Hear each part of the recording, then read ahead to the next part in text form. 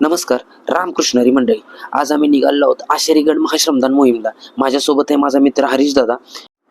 आणि आजचा व्लॉग तयार करण्याचं खरं कारण म्हणजे हिंदवी स्वराज्य कसं घडलं असावं, अंधार रात्री मावळे कसं चालत असतील, हे जर का जगायचं असेल, अनुभवायचं असेल तर तुम्हाला या मोहिमेत सहभागी व्हावंच लागतंय. आज आम्ही बॅटरीच्या प्रकाशात चालतोय. त्या काळी मशाली घेऊन मावळे चालत असतील. आज गडावर असणाऱ्या तोफा, त्यांचं गडावर नेण्याची ही महाश्रमदान मोहीम आहे.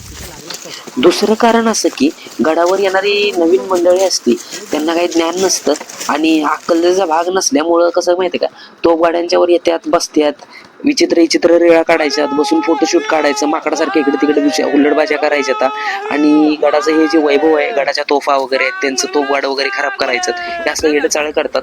तर त्यांना हे कळावं की बाबा हे जे शिवभक्त जे आहेत ना, जी मेहनत घेतात ते तुम्हाला कळावी, याच्यासाठीचा हे व्हिडिओ बनवलाय. थंडी खूप होती, तरी बी अंगातनं घाम व्हायला लागला होता आणि प्रत्येक जण थकलं होतं, तरी पण कोण कोणाला सांगायला तयार नाही की मी थकलोय म्हणून. ठीक आहे, थोडक्यापुरतं ठेवायचो.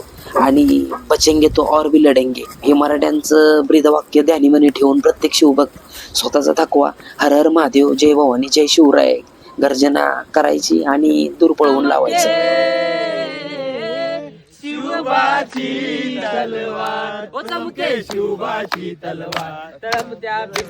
शिवशंभो दुर्ग प्रतिष्ठान आयोजित ही जी महाश्रमदान मोहीम आहे, या मोहिमेमध्ये तब्बल 70 पेक्षा जास्त मावळे सहभागी होते.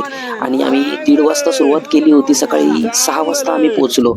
आणि पोचल्यानंतर हा सूर्योदय नाही बघणार तर काय बघणार सांगा ना. हा गडावरची ही सुंदर पहाट काय असेल आणि शब्दात नाही वर्णू शकत.